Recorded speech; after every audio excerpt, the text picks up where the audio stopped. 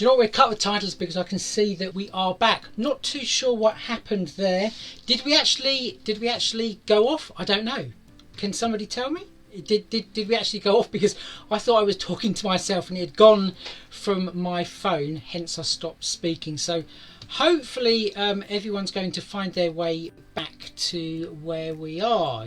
So yeah, we did cut off. Oh, sorry about that. Like I say, it's one of those things Facebook does now and again. So no doubt, because it's done it already this evening, it's probably going to go again. So yes, totally off. Do you know what? I just will have my glasses on there, Ian, because I thought it said yes, totally peed off.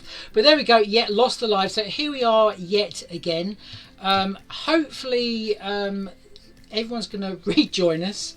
It's always the case, isn't it? When you do this, it completely goes. More money in the meter. Yeah, you're not kidding. I certainly do need that. Well, right, as I was saying before we were so rudely interrupted or kicked off by Facebook, let's just quickly see who is on this evening. So we've got Heather Carpenter, we've got let's have a look, Joe Maidlin, we've got Sam. Hi there, Sam, good to have you. We've got Jan is woohoo. I thought we'd lost you for this evening. I bet you were hoping. We've got let's have a look. Yeah, you stopped. So Ian is also in the house, Jan and Joe. Right, okay, so I don't think we've actually picked up everybody. So what I'm going to try to do is, I don't know if we can get another link or not going, but I'm sure people will find us. Right, so last week I told you about this stuff, Hearty Clay, at a really good price, and I know that quite a lot of you took up that offer and messaged me and got the link. So £6.50 for a pack of Hearty Clay. I don't think you can go far wrong there. What's Jan saying? Jan, still a few missing. Yeah, I know there are still a few missing. I never really know whether to set these events or these Facebook Lives as events or just go direct from my page. It's just one of those things that I'm still not sure about. I'm an amateur, really. Right, so anyway, last week I started, well, I say last week, it was ages ago I actually started this, but I actually started this canvas quite a time back. Okay, we're going this way. Last week I started it. This week I'm going to show you the finishing bits, but I'm also going to be showing you some, oh, dare I show you, brand new moulds that I'm going to be bringing to the craft store this Monday and Tuesday for a one-day special. Some of them are florals, but then some of them are beautiful and amazing textures, which I know all of you mixed media people out there are going to absolutely love. And these are big moulds as well. Okay, really big moulds, lots of amazing detail. They haven't been produced by computer, by the way. They actually have all been done by hand originally. I am not the artist behind them. I can't share with you at this present moment in time who it is, but come Monday it will all become clear.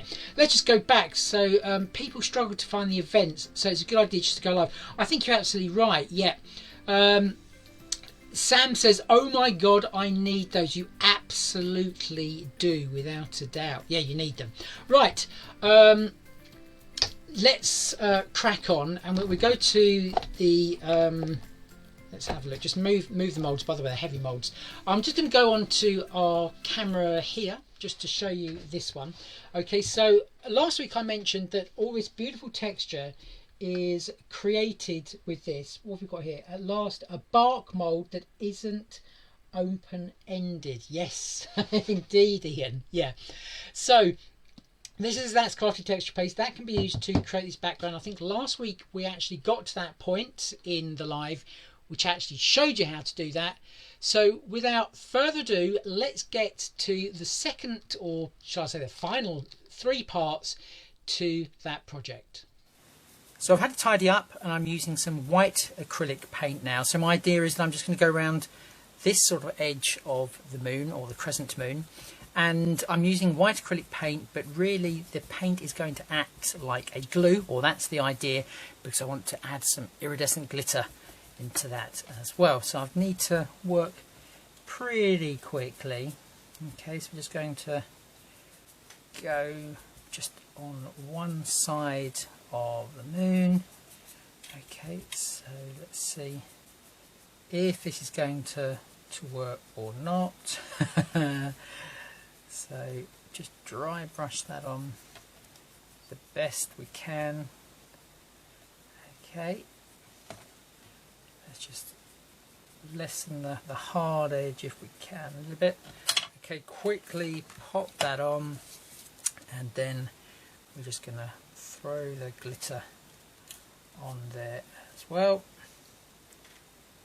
So I don't know whether the paint is really going to be that sticky when it's that dry, but we'll see. We'll see. Okay, let's just go onto there, just really overdo it to start with. Okay, give that a couple of seconds to hopefully dry. Maybe just add a little bit more just there.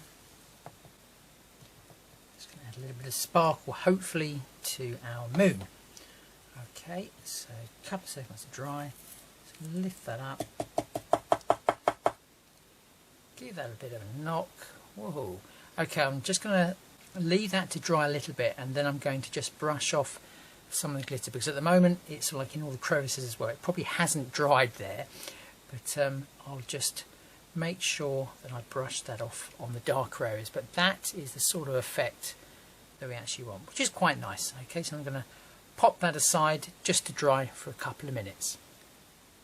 Okay, that idea didn't really work with the white paint being used, the glue, so I'm going to have to think a little bit differently. So I'm going to try it again. Okay, this time I'm going to use a clear varnish to do it, and hopefully that will work. But let's have a look. Okay, so need very little on there. Okay, and I'm probably going to have to do this in smaller stages. So let's have a look.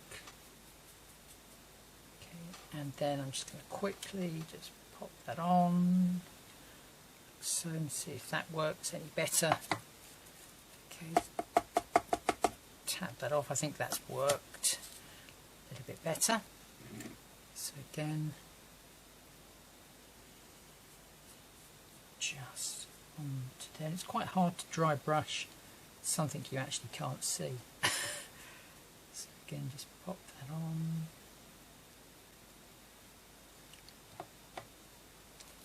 Tap it off. We've definitely got something there this time, that's for sure. Okay.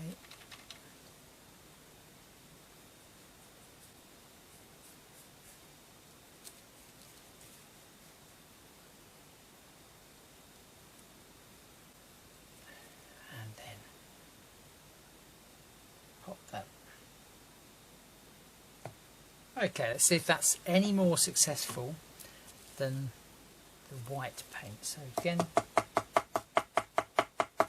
just tap that off. Okay, we've definitely got a nice twinkly edge to that. Again, I'm going to let that one just dry. I'm going to blast that dry, and then we'll come back and we'll have a look whether we've still got the twinkly glitter still on there.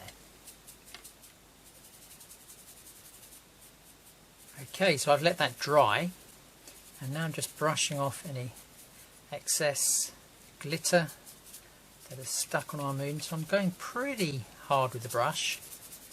Okay, and that has worked a lot better than using the white acrylic paint as a glue. So just brush that off like so. Okay, I don't think any more glitter is going to come off for the moment, and that is a better coating there that we have. So just got a nice shimmer on our crescent moon. So the idea is we're going to stick our angel sort of like onto there. That's looking pretty nice, isn't it, already? So the next part is to bring back in our main background, which is this one here, because that's sort of like going to go there. Okay, so we're just going to paint this. I think we're going to go for sort of like dark purples and dark blues, and then we're probably going to edge it with black and a little bit of a sprinkling of possibly glitter. We'll see when we get there. So that's the next stage, is to actually paint this. So we've got our red, we've got our blue. Mix those together, we're going to get a purple, and then we've got the black to darken everything as well. So let's just go in there with the dark blue first. That is way too light for what we want it to start with, that's for sure. Okay, so we really want the colours just on the side, and then we just want the purple down here. So I'm going to mix all the colours as we go. So a little bit of red into there, equal amount, thereabouts. Okay, make sure we have a cleanish brush. So I'm just going to get a mix for our purple to start with. Okay, going to need quite a lot more red. You know, we've got quite a deep blue at the moment. So just keep on adding the colour until we get that sort of like darkish purple. Okay, it's coming there. So I'm literally just going to go in randomly. You're going to need to press the brush quite deep because we've got lots of texture in there. Okay, and you're obviously painting onto white as well, so it's quite random at the moment. We'll just go on with the blue to start with.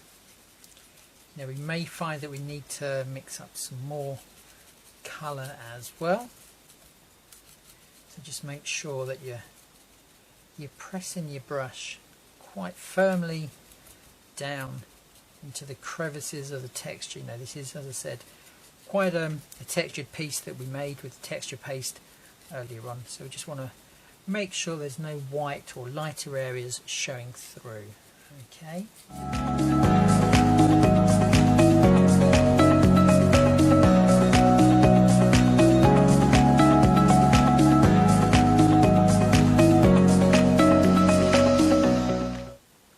So I've covered everything now. Now we're going to just do a bit of blending. So although we're still going to be using, I say dry brush technique, it's completely not a dry brush, but we're just like brushing one colour into another.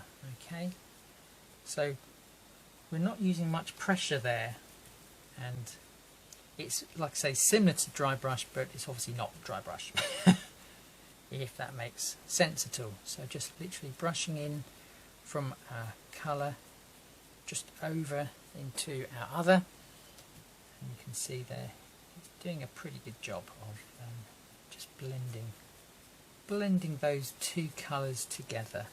So at the moment I'm just using the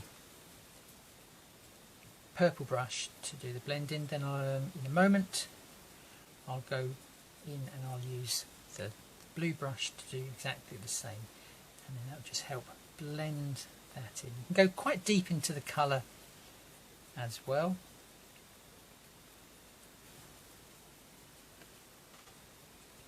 Okay, so I'm just about done there. What I'm going to do now, I'm just going to let that dry, and then we're going to go over around the edges using some black just to make it a little bit more of a night sky, and then we're going to flick it probably with some white paint or some silver. I'm undecided on that there, so I'm just going to let that one dry.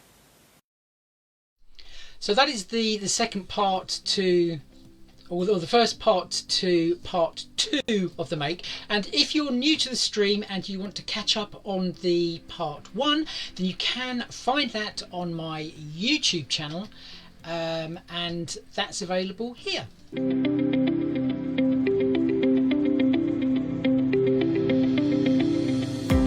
Did you know we have our own YouTube channel? Head over there to find Facebook Lives, inspiration, craft demos, exclusive videos and product reviews. Whilst you're there, remember to click the like button, subscribe to our channel, and make sure you click the notifications button to receive notifications of brand new videos. Like, subscribe, get notifications. youtube.com/c/mixed media arts and crafts.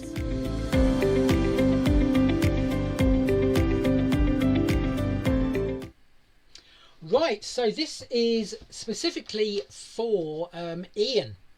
Ian, this is the bark mould, okay, and I'll just let you know what sort of size we're talking here, because that's always really important. So my ruler shows it's about 10.5 centimeters in height by about 20 centimeters in width. So it is really good. Oh, is there an echo? Says Jan. Well, I honestly don't know what's happening there. That's beyond my control. Anyway, like I say, this is the bark mould. This would be available on the craft store on Monday's one day special with a certain company, like I say, that I shouldn't really mention at the moment. But what does this particular mould look like once it's painted? Well, that's what it looks like. Okay, now if you're really interested in how that's been painted, I have actually done a YouTube video from start to finish showing you every single step of the way to actually produce that. So I'm going to zoom out. Hopefully I'm going to zoom out. No, I'm going to zoom in. God, dear me. There you go. I'm going to zoom out so you can see that is the size of the mould. Now the actual clay I used in here actually wasn't hearty clay. Okay, it actually was DAS clay, so that's DAS. You can get that from places like the Works, etc. That is a really, I think it's a good glue actually. Not glue, sorry, it's a really good clay for the price. If you're finding, or if you ever used DAS clay before and you found it's really, really sticky, don't be put off. That's what I'm going to say, because all you need to do is to put your clay into your mould and then pop it in the freezer for about 20 minutes to half an hour, and then when it comes out, it's going to be rock hard to start with, and you can easily release it from the mould and then just let the clay dry naturally after that point, and hey presto, you are going to get a fantastic result. One of the other moulds is this beautiful flower, and again I've dry brushed this one. Again, this one will also be on the YouTube video that I'll be launching after the one day special has actually aired on the craft store, because it's probably best that we wait until that point. Right, getting on with today's live. We've got the second part now, hopefully, of part 2, if that all makes sense to you. And this is what I did next to the canvas. So our background is near enough dry. Okay, near enough dry. So what I'm going to do, I'm going to add in some white over the top.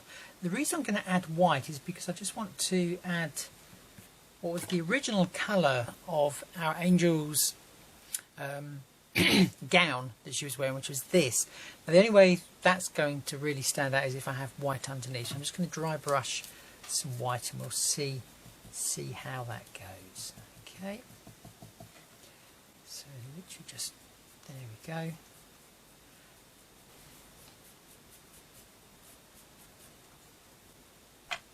Okay, that's the white dry brushing on the top, and instantly you can see it just makes all of that beautiful texture jump.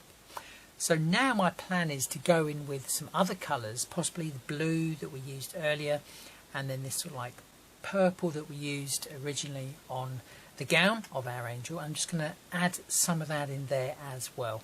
Hopefully the white underneath will make that jump. Let's have a look. So I'm just going to add a little bit of that colour, not too much. Okay, and then just going to dry brush that on, hopefully, and where the white is, then we should see some of that colour. But obviously it's not going to be too prominent, but it would be more prominent because the white is there. So I'm just going to brush some of that on. Like I say, it's quite a subtle type of look we're going for, so it's not an in-your-face finish. Okay, so it's just going in there, just adding a little bit of that. You probably can't see on the camera what it's actually doing, but the white is definitely helping that sort of like purpley magenta colour stand out from the black. So that's exactly what we want. Now I'm just going to add a little bit of blue, so I'm just going to clean the brush again. Okay, I'm just going to add some blue in the same way.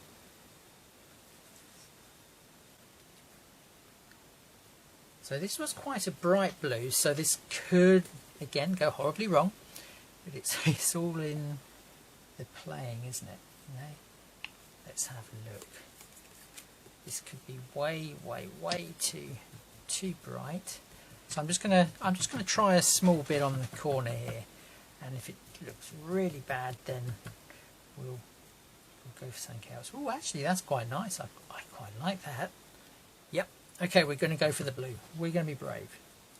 So basically, wherever there was white left, we're just going to go in with the blue, just blend it in with the purple there. Okay.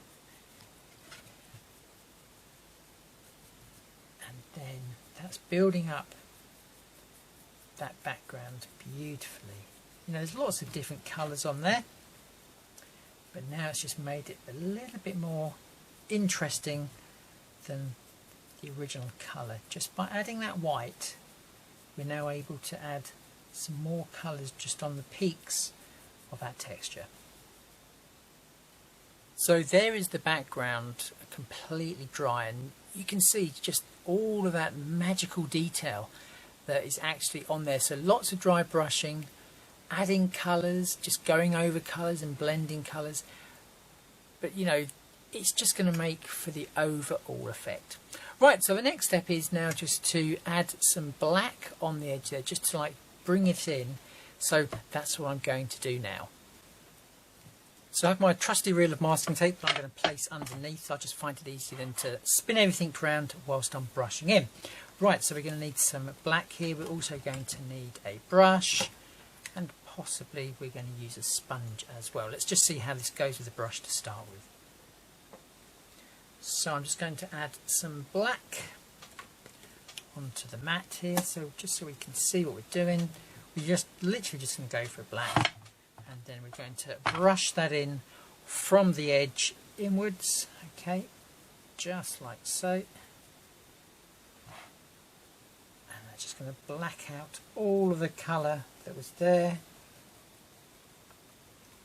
Okay, we're going to apply this gradually. Okay, it's not in one fell swoop, so again a little bit of dry brushing. Again, you know, if everyone was paid £1 for every time I said that, everyone would be very rich. So let's just go in there. So you can see already, okay, that black is just making that nice border. Spin it round, and again just go in from this. I'm just going to go to all four sides just to build up that border, and then come and join us again. So there it is, our background completed. I've also painted the edges as well on all four sides. So we're just going to bring our angel back in. We're not going to stick it down quite yet. I've got a couple of other ideas. But as you can see, that is the beautiful contrast that we have. Let's just move her up there a little bit. Now I have got this sort of like clock face, and I'm sort of thinking possibly I might use that, because this is totally not planned, but it does fit sort of like perfectly inside of our moon. Okay, I'm not sure to use it or not. That's going to then fit in there. We've then got lots of cogs and what have you that I could add to the mix. So just pop those, and I have got loads, I mean loads of cogs. Maybe do those in silver or gold, a little bit of both. But you know, that's possibly the sort of the idea I'm wanting. But first of all, we're just going to splash some colour, whether it's going to be gold, whether it's going to be silver, whether it's going to be even white, just for the stars in the background. But that's the next step. So now come the stars. I think I'm just going to go with white, to be honest with you, just so there's a real nice contrast. So added a little bit of white acrylic paint. We're going to add some water to that as well, so it's really watered down. And I have my splatty brush. I'm sure there's a technical name for this type of brush, but it's my splatty brush. So let's just have a look. Probably need a little bit more water in there. Okay. And then just place it over there. And then we want quite a lot of stars. Okay, it's a starry night. So there we go. I'm going to leave it at that. Wait until that's dry, and then we can start adding possibly that clock face with the angel and the moon. We'll just sort of lay everything out and see how everything looks. So the plan has been hatched. So this is how I'm going to sort of like lay everything out. I'm going to put a couple of moulded stars up the top there, but the rest is going to be cogs. I'm going to go for a black finish on all of the cogs, then I'm going to dry brush them using sort of like an antique metallic finish. I've got a time sort of like piece in the middle. It's got all of the workings of like the clocks, etc. That's going to fit in there.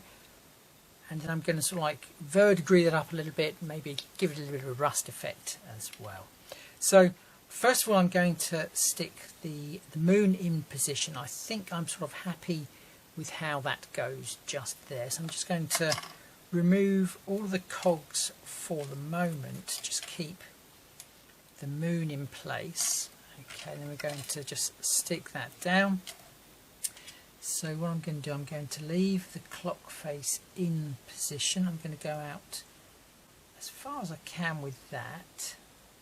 So I'm just going to stick another, this is how my brain works.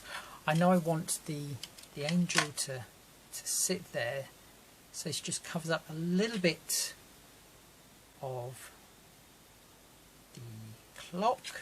So that's why I want her sitting there.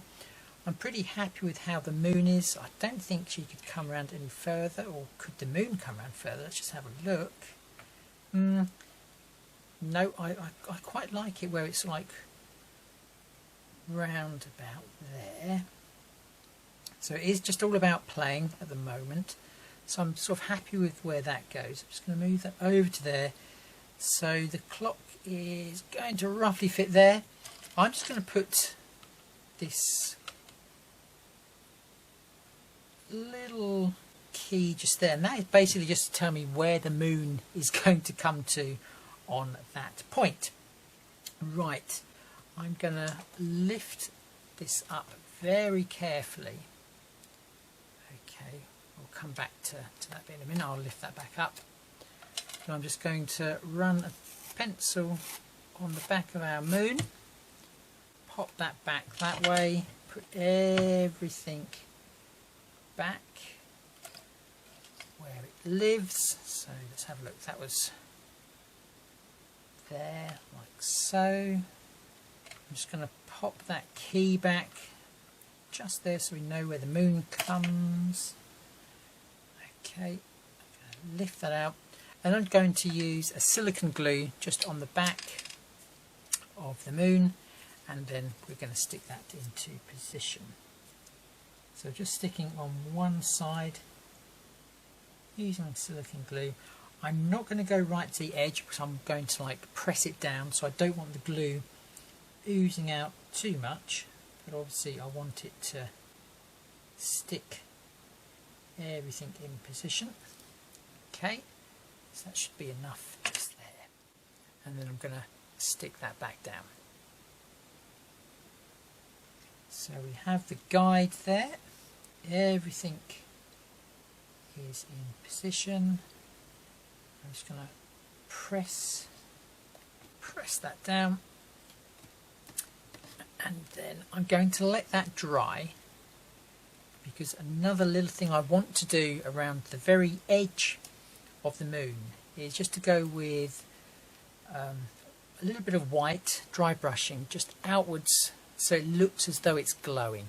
But in the meantime, I've got all of these elements here to paint black, so that's what I'm going to do next. Right, so there we go. I'm getting on really quickly now with the canvas, and I hope it makes it a little bit more interesting to actually watch, and I cut out all the drying time and all of those bits and bobs, because for projects where it involves clay and acrylic paints, etc., it does take a long time for things to dry. And if we was to do a live, well, I'd be, let's just say, probably here until about midnight. Right, who wants to have a look in more detail at the moulds that I'll be bringing to the craft store? Well, this is one that I've actually made, okay? So this was a cute little owl, okay? And it was actually made using this mould just here. It's actually this element just here, okay? So I'm going to go to the overhead camera so we can have a little bit of a better look.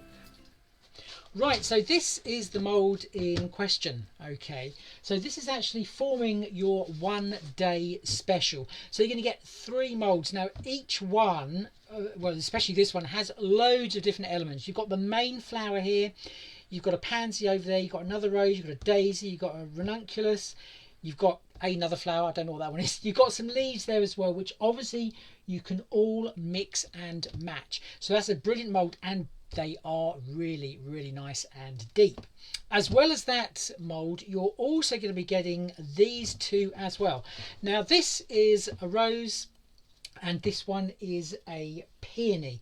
Now the difference between these and lots of other moulds that produce flowers, or sorry, a lot of other moulds that produce roses on the market, is once you've actually cast this using something like hearty clay, then you can further manipulate it, okay? So you can be producing something like that, okay? So you can see how thin, and you can then actually go in and you can curl all of those petals. So each flower or each rose that you make from that mould is going to be completely and utterly different. So it's really well worth getting that mould. Now you'll see this texture here. This is a beautiful wicker style texture. Now the wicker is another mould that is going to be on the show as well. So these are really big moulds. For those of you who know Zuri or Prima, or Prima in particular, they're that sort of size. Let me just see if I can grab a Prima mould from under my desk, which I can. Here we go. This is a Finnabair one. So this is the sort of size. So you can see they are near enough equal, just a little bit longer, just a little bit narrower, okay, than a Prima mould. So you're going to be getting that one, and you're going to be getting those 2 as the 1 day special. Now the other moulds that you're going to be getting are really nice as well, and they're quite different from what is already on the market. Like I say, you've already seen that one, which I know, I'm pretty sure that Ian absolutely loves. This is a beautiful bark mould. Now I know, I'm not going to mention any other company, okay, but I know another mould company that took a long time to produce a bark mould, and it took about 20 attempts. Now you can either love that mould or you can hate it, but what's so realistic about this particular mould is that it was actually taken from tree bark, and that is why it is so realistic. So that is just one of the moulds. So that was the tree bark. You've then got this mould here, which is absolutely fantastic. Again, this is driftwood. Okay, now the size of this driftwood, we're not talking a small mould here. This is massive. Each element here, okay, is 11 centimeters in height by about 4.5. But you're not just getting one, you're getting 3 different bits, okay? Yes, you can be pouring in your resin if you wish. Just have a look. I was using that Prima mould the other Saturday. Yes, it is a really good mould in that one. Now, as well as the 3 driftwoods, you're also going to be getting some rope in there, and then you're going to be getting 3 seashells as well. So like I say, really great deep mould yet again. Another one Okay, and we mentioned about the wicker, okay, which is on there. And again, it's a really easy paint technique. You basically start off with yellow clay, and then you just dry brush over the top a really dark brown into the grooves. Then you brush over a lighter, and then finally you go white. And it does give you a pretty realistic wicker style finish. So that is another mould, and this one can be joined really, really easily. Okay, let's just pop that one aside. Another mould that's going to be on the show is this one here. Now this is called the palm spear. Now all of these moulds are actually designed for cake, but we all know that you can use them for cake decorating, or you can use them for crafting. I personally would never cross-contaminate the two. I know that Hearty clay is non-toxic, but even so, it does have a glue in there. So to err on the side of caution, always make sure that you separate the moulds out for your two different types of craft. Right, this particular one here, like I say, is called a palm spear. These have been really, really big. Now, these can be used in many different ways. These could have been, although I didn't use them for this, but they could have been the wings on my little owl here. So just think outside of the box what you can actually be doing with them. But what I've done here is sort of like a piece of artwork. Okay, let me just zoom out, or see if we can zoom out here, if we can go any further. Yeah, we can. There we go. So this is a little canvas that I've made. So it's big, three big ones there, and I've used some of the rope, and I've also used some of the beautiful seashells. And again, because they have been cast from real life objects, the rope, I have never ever seen a rope mould as realistic as this. It's a really amazing mould. You can also see some ferns here in the background and some other bits and pieces. That's yet another mould, so I'm just going to pop that sample down there, and I'm going to show you another mould. And by the way, this is a really thick mould. If you're going to be wanting to use resin in here, as I'm sure Ian would tell you, because the mould runs right out, okay, so in other words there's a gap there, just simply put some masking tape there and you're going to be good to go if you're going to be using resin in that. Right, another mould, and it's this one here. These are the trailing leaves. These work particularly well for just like finishing little bits off. Now I'll bring this one in here. Okay, I'm just going to go to my other camera, I think, just to show you the front of this. This is a little fairy house that I've done. Okay, this is the little fairy house. Okay, and there it is in all its glory. Okay, basically it started off as a jam jar, and I turned that upside down. I'll show you the little mechanism that I've used to actually make this. On the top there we have that flower. Okay, that is the flower just there, that I've then just bent over there to give it sort of like that roof. The actual walls of our little fairy house there are actually the bark. Okay, so you can clearly see the bark there. Our little front door is one of those pieces of driftwood. Okay, so it's all about adding things up, okay, and just thinking outside the box. Now, as I said to you, this is made from a jam jar, so I'm just going to quickly release this. So what I did it completely the opposite to how probably other people have done it. So just taking that aside, you can see the trailing leaves. Okay, so it's this one here that I have then manipulated around that, but in the middle there you'll see it's the actual lid, because I've actually done it so the jam jar is upside down. So if you want, you can be putting a tea light in there. Okay, this is some more of those trailing elements there, and you've got the ivy, and you've got the fern there, and like I say, the bark is in the back. I made a little window in there as well, a little story behind the window in the front of the door. I used something like glossy accents, and I filled up the cavity that I made in our piece of driftwood there, and then I left it on my windowsill in my kitchen. And then just as my son, the youngest son, was leaving for school, I noticed there was a whacking great fingerprint in it, because I think he was a little bit like me when I was younger, very, very inquisitive. So he stuck his finger in there. So rather than have his fingerprint, I did actually fill it with some more. So the idea with this one is, like I say, you can put a tea light in there, and then you can just lock that back into position once your tea light is in there, and then once again you've got a whole little object there. So that could be a little light in maybe a child's room. That has been made with Das clay yet again. Let's just have a quick look at some of the comments we've got. We've got plasticine or Play-Doh for using as a dam. Yeah, that's a really great idea. Thank you very much for that one, Ian. What do you mean, Ian? I tend to use resin as opt to clay as opposed to clay. Right, yeah. So if you're using clay in the mould there that's sort of like open-ended, then you don't need any sort of a barrier or a dam there. It will just work anyway with the clay.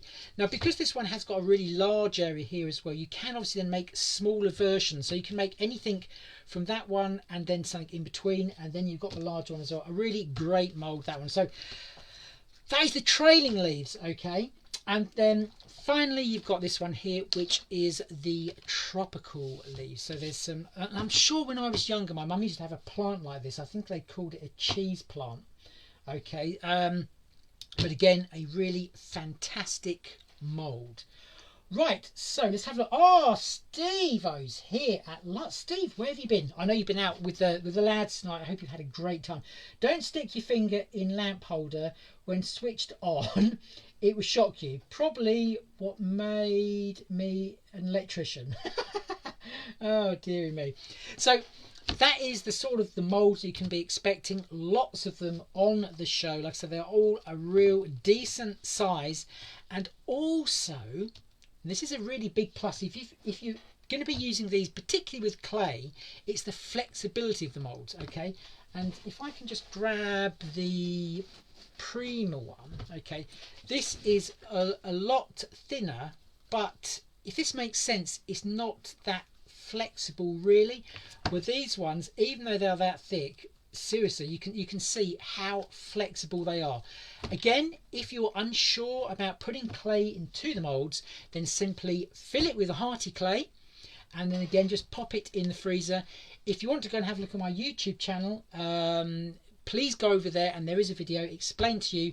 Literally just put it in the freezer for about 15 to 20 minutes, and hey presto, the clay then just releases so easily. Particularly good if you're using Zuri molds. Let's have a look. So Steve has had a good evening. And Steve, what do you think to the colour? It's almost purple. It's almost purple. More of a lilac. But I think you need these moulds. So like I say, you're going to get the tropical leaves as one mould. You're going to get the trailing leaves. You're going to get the palm spear. And that is seriously an amazing mould. And then you've got the wicker there. You then got the beautiful one here that is the driftwood, the rope and the seashells. You've got the bark that I think everyone is already in love with, and then you've got your one day special. And by the way, the one day special can be bought individually. So you've got the mega one that's got all the flowers in there, and then you have got those two that make up your one day special. Now if you're going to be using Das clay, and like I say, it's a really good clay, you could be making something like this. So this has been made. Hi there, Nicole, great to see you. We will have to catch up, I haven't forgotten. I never forget to keep in contact with all the lovely people I know. So this one here, this has been made out of Das clay entirely. So even the plaque, okay, had been made out of Das clay. Then I just used all of the moulds again, popped them in the freezer because I wanted a really perfect impression, and then I did that. I have one massive sample. I'm just going to have to stand up and grab it, so just give us a second. In the meantime, let's just inspire you, or hopefully inspire you, with some of the other samples that I've made for the show that is on the craft store this coming Monday and Tuesday, one day special. Do you know what? I'm not even sure what time it starts. Is it 5 o'clock or 6 o'clock now? I'm not sure, but here's a little bit of inspiration on the moulds that I've just shown you.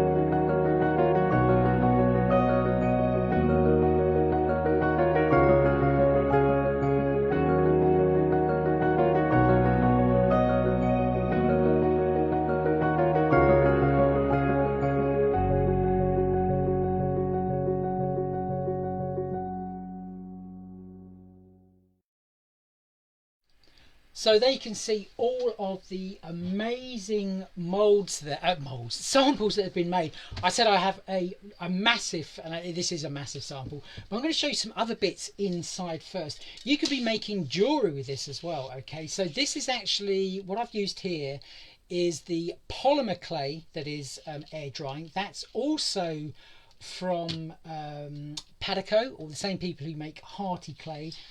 And then you can be making, let's have a look, here's another jewelry piece, I do believe, and this is just quite simply the ivy. I've taken a few bits of the ivy there.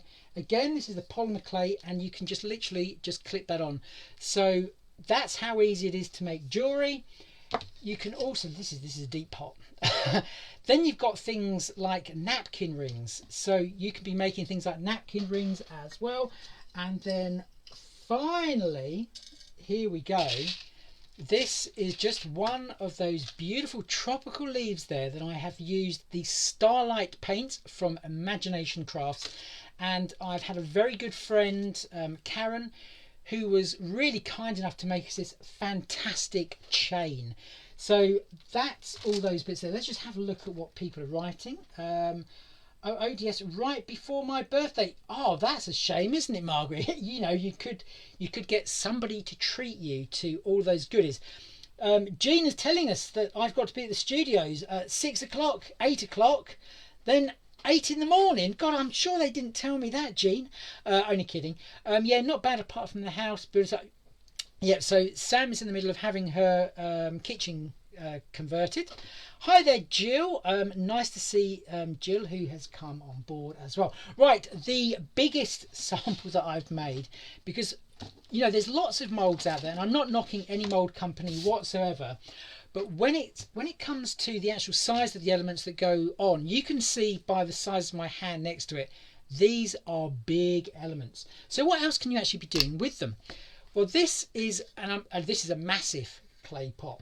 Okay, I'm going to have to be careful with this one, because if I drop that, that's one sample that I will no longer have. So this clay pot, okay, is 20 centimeters in height. Okay, what I did, I just whitewashed it to make it look a little bit old, but then I used all of those trailing leaves and the tropical leaves there to produce something like that. Really, really nice and easy to do. Just give yourself a little bit of time, and you too can easily be producing something like this with these fantastic molds. Right, so just I better put that up, because otherwise I'm going to completely and utterly destroy it, and I definitely do not want to do that. So turning back to our project, I do believe we have just one section left to that. Okay, so this is the very final part to the project, and then when you come back, I'll share some other exciting news.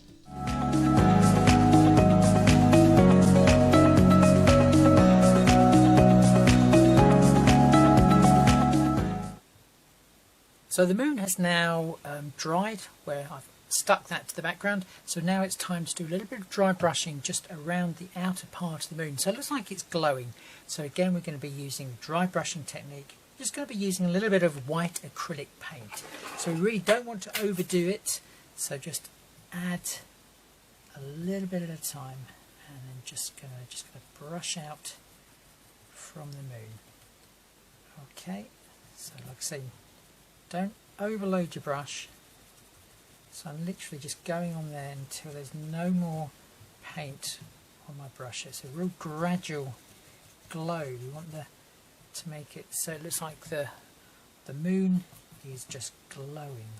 Okay, so literally just from the edge of the moon, then just outwards until there's no paint left on your brush at all. And that's going to give you a really nice faded look, so you can see that glow is already coming into play just there. Okay, so just brush outwards from the moon. So I'm just going to carry on going around that, and we'll have a look at what it looks like when I've done.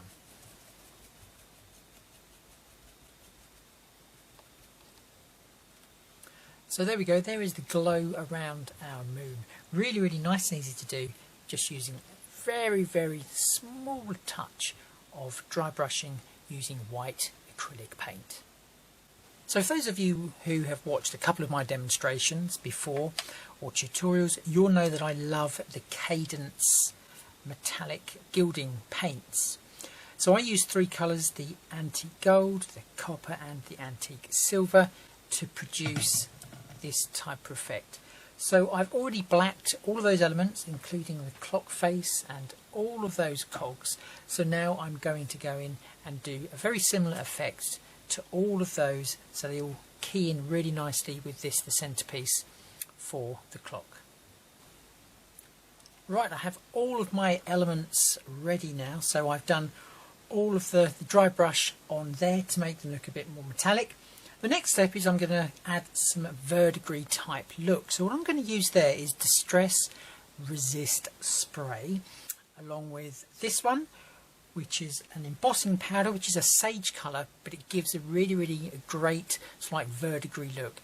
Now, if you've never ever used Distress Resist Spray, it is messy, so you'll need either a splat box or some paper around everywhere where you don't want this stuff to go. It's basically like a glue in a spray, and it does squirt everywhere, believe me. But I'm going to use that to give the sort of random verdigris type look on all of these elements. So wish me luck. Okay, I've got all the elements that I'm going to spray. I'm going to just spray a few at a time, because you have to be quite quick with this one. So literally I'm just going to squirt some of this on here. Like I said, it is really random.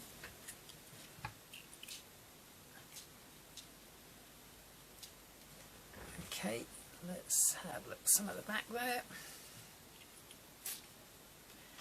Okay, like I say, you do have to be pretty quick with this one, so I'm just going to quickly get a clean sheet of paper, and I'm going to put all of the elements that I have just sprayed onto there. So being pretty quick, and I'm going to add some more of the spray just by turning that upside down, adding a bit more glue to the areas that possibly need some more. Okay, just quickly pop those onto a clean sheet of paper. I'm just going to quickly swap that out with these elements, and then what I'm going to do is use our embossing powder. Okay, so just quickly go over everything that has the resist spray on. Now, as well as being used for this sort of application, the resist spray can also be used, as the name suggests, as a resist, to be used with oxide and distress inks. So that is another use for it. Okay, so I think I have everything covered there. Just make sure.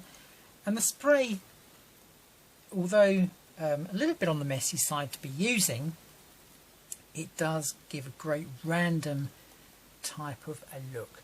So that's all of the elements on there. Just give them a couple of seconds to dry. I'm just going to lift them up from there, just give them a little bit of a tap. At the moment you probably can't see too much of the verdigris type look that I'm after. Just give that a bit of a tap, and again I'm just going to place that aside, and then I will heat those up in a moment.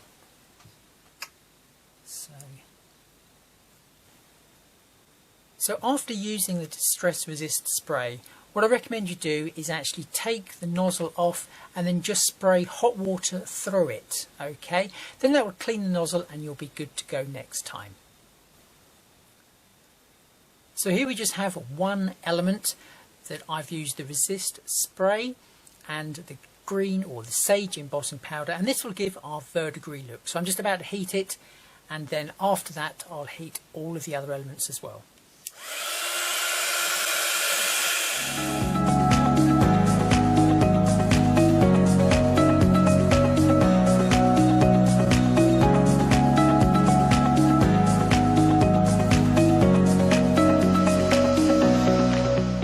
Just a couple of the cogs there, so you can see some have got virtually none on, like this one here. You just get it in the right light and it just glistens, so it just adds that little bit of realism to our project. So I've got loads of cogs here now ready to add to our main project. So I've just got 3 stars here that are cast from a mould using some resin. I've just painted over them with some black gesso, and now I'm just going to add some metallic paint, the ancient coin, gold from Prima and Finnabair.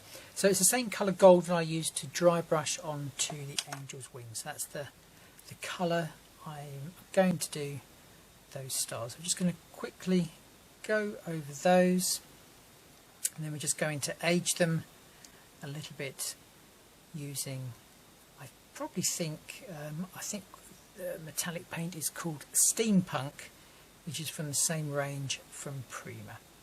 So I'm just going to go ahead and do all 3 of the stars to start with this gold. So the next paint I'm going to use is another metallic from the same range from Finnabair and Prima, which is called Brass Hardware.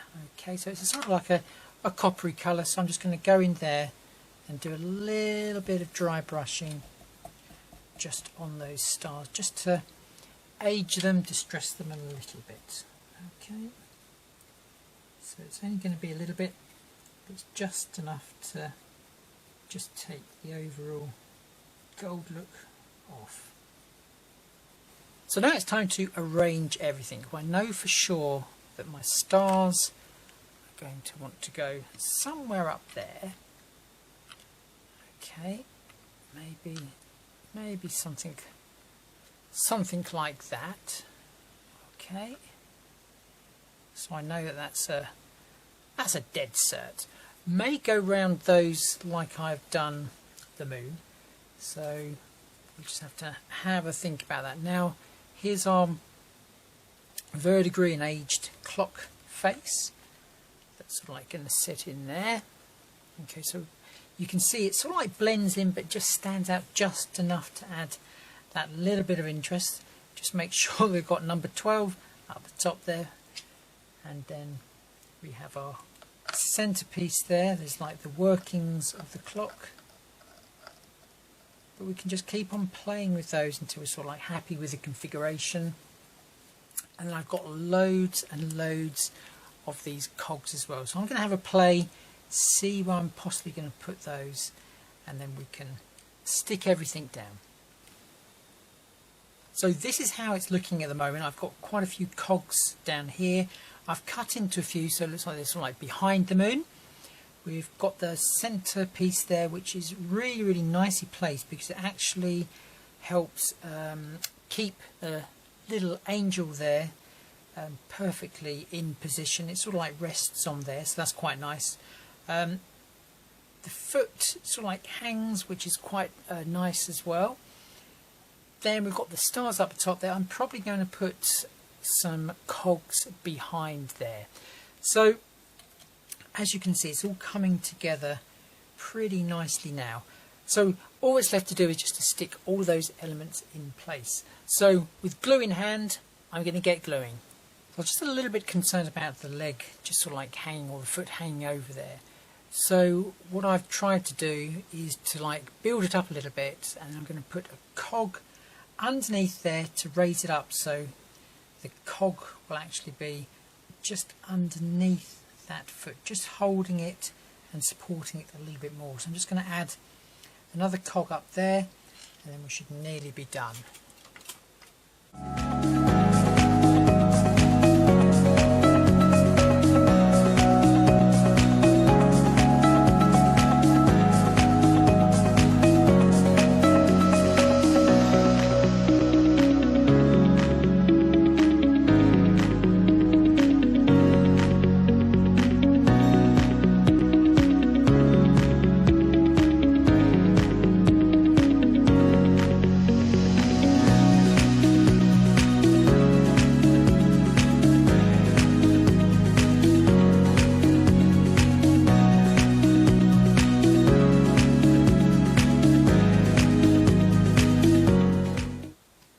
here finally is my finished piece.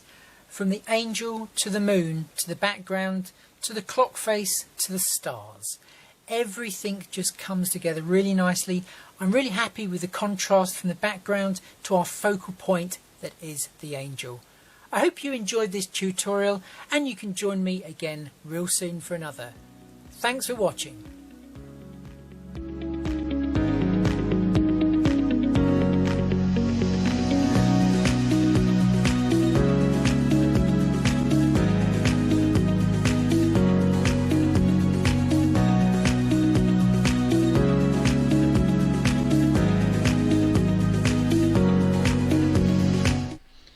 But of course, those of you who know me, yeah, I'm still here.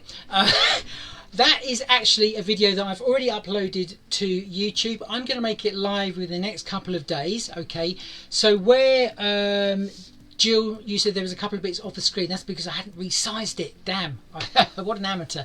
But I hadn't resized it, so all of the picture is actually there. It will be on my YouTube channel, and then you can skip out all the bits of me talking, which I'm sure you're all very delighted to know. Right, let's have a look at the comments just quickly.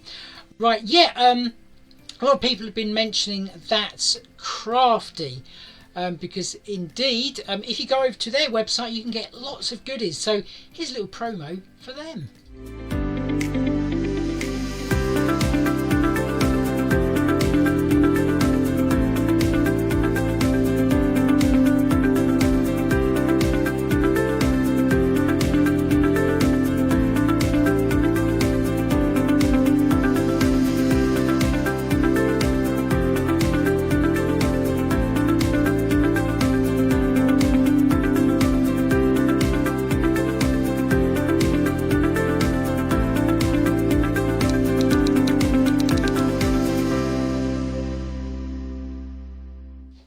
Right, for those of you who are still here, because like I said, I haven't actually finished the live, it was just purely because that demonstration is pre-recorded, like I say, is available. Ian, you're asking about, or you said it looked very verdigris. It's actually this colour here, which is sage. Okay, this is an embossing powder, and it's actually from Ranger, so that's the colour to achieve that. Then we've got this stuff, and it is the Distress Resist spray.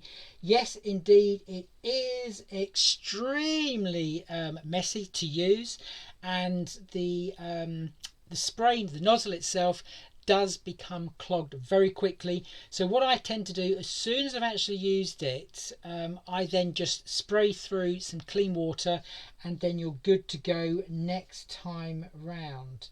Okay, let's have a look. Never bother with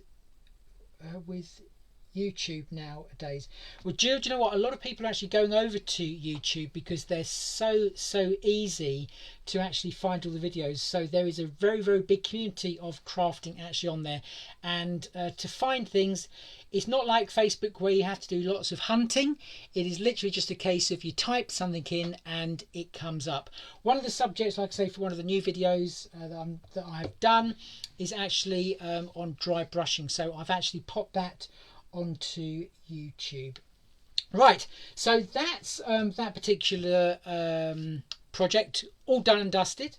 So if you're interested in all things like spooky and otherwise, and lots of rice papers, I'm going to be making this particular one on a Facebook Live for That's Crafty, which is this Friday at 7 PM. So again, the actual demonstration has been pre-recorded purely because I can't be cameraman, demonstrator, sound mixer and audio mixer all in one. So that has been pre-recorded, so you can then follow it step by step, and all the products that will be on that show will be available direct from the That's Crafty website as well. So the sort of thing we're going to be doing on Friday's live, apart from making this, would be showing you all the amazing samples I had on my ITD collection show with That's Crafty a couple of weeks ago. So I'll be showing all of those amazing projects from all of the design team, and one of them was Jill as well. So Jill, your samples were obviously on the ITD collection show for That's Crafty. So please head on over to the That's Crafty's Creatives page to join, and you'll be able to see the video. But here's a little tease of the sort of samples that you can be seeing on that Facebook Live this Friday.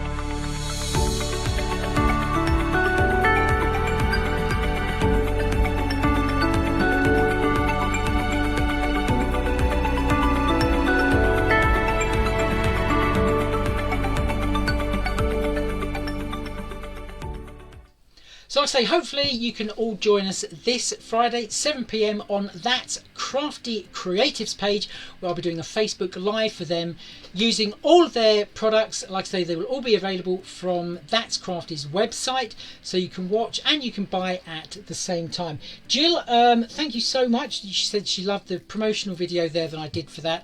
You can actually share it, Jill, from my page. It's actually on my page, so if you go there, I think I posted it yesterday, you can then share it out. It is actually public, but obviously from within That's Crafty's Creatives page, it's not. So if you want to share that, by all means, please go ahead, Jill. Right, let's have a look at what the time is. It's 8:15. So I'm going to leave it at that. Like I say, please join us this Friday, 7 p.m. on That's Crafty Creatives. That's a mouthful to say. That's Crafty Creatives. Go and have a look on Facebook for that. Have a look on my YouTube channel for all of the videos I've mentioned, including the one without me talking through making this, because you know not everyone wants that. It's like having the adverts, isn't it? So it's like let's just say my YouTube videos are like the BBC One. There's no adverts included. So please head over there, and then I'd really appreciate it if you tune in to the craft store on Monday and Tuesday for the one-day special, where hopefully you'll be grabbing some of these amazing molds that I know are going to come in so handy, especially if you love doing mixed media style crafting and even home decor. You know what you can do with it, I'm sure. Right, so I'm just going to leave you with the samples that I showed you earlier from my show reel for my shows on the one day special on the craft store. But for me, for now, thank you so much for watching. Always really appreciate it, and happy crafting.